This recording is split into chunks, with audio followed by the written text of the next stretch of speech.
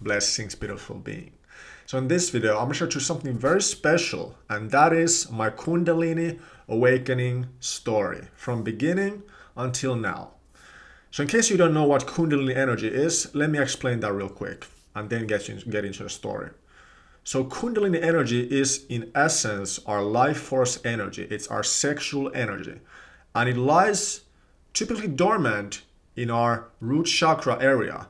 But for some of us who are chosen ones, it gets activated for divine purpose, typically to serve humanity, go through this ascension process from 3D to 5D.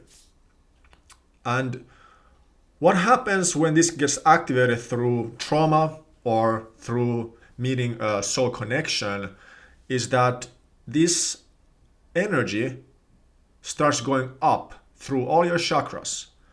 Like I said, it's typically dormant, but when it gets activated, it wants to start going up, up, up, up, up to your crown chakra, and then down, down, down, down, down, down, back to your root chakra. And if your chakras aren't open, there's going to be some complication. There's going to be some symptoms that I'm going to also explain in this video. So let me share with you my story, what happened with me and what has been going on with me. So basically, my Kundalini got activated, and I'm getting maybe emotional in this video a little bit. So just heads up for sure, heads up for myself. My Kundalini got activated now, I think over 5 years ago, when my dad got diagnosed with brain cancer. I still remember the day. I was living in Vancouver, Canada, just got a new apartment in Burnaby, Canada, and then my mom called me and asked me to sit down and said that she has some news, and she told me that my dad was diagnosed with brain cancer. And obviously I started bawling like a little baby. And after this moment, I started crying every single day. Before this, I wasn't crying at all. But then I started crying for some reason, like the Pandora's box had been opened, and I started crying like a little baby every single day and night. And then I started going more and more into healing. Of course, I had my journey. I went to Brazil, all these things. But really what started happening is I went on this hero's journey, this healing journey, to go more within in myself. And as I did, I discovered more and more things to be quote unquote repaired. I discovered my inner child. I discovered through shadow work that the parts that were missing. And I remember like one specific time in my life where there was a very dark time in my life. There was actually many months of darkness, and then I decided to come back to Finland and this time face all my demons. And this time I was doing a lot of proactive things. I was meditating a lot. I was taking cold showers. I was doing self-love meditations. I was listening to books. But I was also praying every single night for God to save me from this pain. I was surrendering. I was also listening to Hillsong worship, like Christian music, Christian worship music, to save me from the pain that I was feeling. And what do you know? One night, I started crying even more, and then God or Jesus, I don't know which one. I didn't feel like it was more like Jesus saved me. And the next morning I woke up, I felt peace, calmness. And even later on, I started feeling bliss and love. And then as I shared on this channel earlier, then I actually manifested my soul partner, my twin flame, which I don't really talk about anymore, but I have to mention it here. That's when I manifested my twin flame to come into existence. And then I have to talk about it because it's a part of my journey. My twin flame then activated my Kundalini even further by her rejecting me. And again, what happened is as she rejected me, I started crying every single day and night, Just like with my dad, it was the same scenario. And that's why it was kind of easy for me to heal and navigate through, because I just done the exact same thing with my father's passing. It felt like this time my twin flame, my love, even a wife had passed away.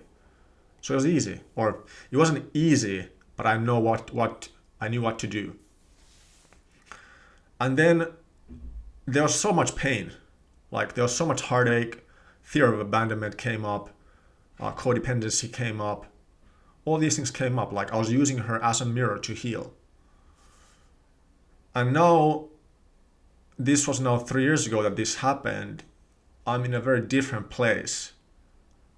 What I can share that I've also made a video on, if you type in mental hospital on my channel, like how I spent 12 months in a mental hospital and what I learned, that's the video title. Then later on, I also went into a mental hospital because these Kundalini symptoms got so big and so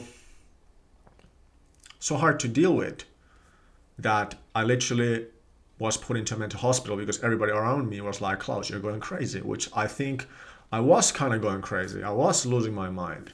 But isn't that kind of the point of this? And some people tell me I went into psychosis. I don't believe I went to psychosis. I believe I just had a very big spiritual awakening that I couldn't control, didn't know how to do it. But let me talk about then some of the symptoms that I've experienced, because I think this is something that will help you. So, first things that come to my mind is not feeling in this world, feeling very out of this reality, feeling like this world is the Matrix, like a movie. And it's a very trippy feeling. You feel detached, you don't feel grounded at all. Then for me as well, just feeling all kinds of, obviously, emotions come up, different kinds of, just emotions, sensations. Then ringing in the ears, being unable to sleep, insomnia, having a lot of energy, or being super fatigued. Also for me lately, there's been a lot of itch, like I have this rash in my root chakra area, because I think it's from the ungroundedness. I'm like fact that I'm so ungrounded, and also maybe with my twin flame journey, who knows? I don't know why it is, but I have this rash and this itch in my root chakra area where it's been like for 5 months there. That's part of, I think, Kundalini awakening symptoms. And also, like, if you get any rashes or like throughout your body, what I read, you need to then self-pace and kind of cut out and come back to reality and cut out your meditation practices, or at least slow them down, because you are ascending too fast. And another thing, I'm going to be linking up a document, a website for this when it comes to Kundalini awakening symptoms. That will help you a lot. You can just read through it and then see if anything matches up with your symptoms. It's a lot of symptoms, like literally like hundreds of symptoms she has put down. Another thing that I learned from one of my new gurus called Maharishika is this Kundalini awakening disturbance. So this is very important, especially if you've done like some plant medicine or like even LSD, all these things, or even MDMA. What has happened probably is you've had this experience. And this can also happen, this has happened for me as well. Like you've had an experience, like a very big experience, grandiose, but then you haven't been able to integrate it back into this reality. And that's a problem.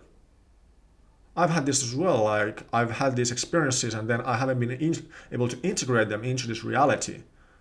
That's what we call a Kundalini disturbance. That you've had a Kundalini awakening, but it's kind of taking you to the wrong path. So then what Maharishika suggests, again, dropping all the spiritual practices and then just surrendering. That's what she recommends, just surrendering to love and what is. And that's kind of what I'm doing right now, is I'm not doing any meditation. The only thing spiritual that I do is I talk to my friends who are into spirituality, and then I do these videos. Of course, my whole life is about spirituality. Like there's no difference between your life and spiritual life. It's the same. Or at least, I'm trying to self-paced a little bit more. And I've actually noticed that I feel better, like I have less anxiety. Anxiety also has been big for me. That's been coming up on this journey.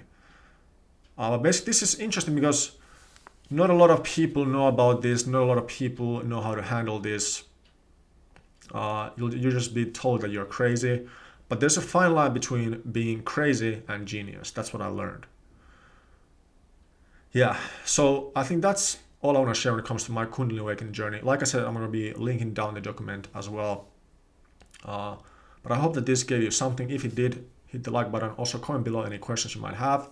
If you're new, make sure to subscribe down below. Click on the bell. And as always, I love you, and I'll see you next time.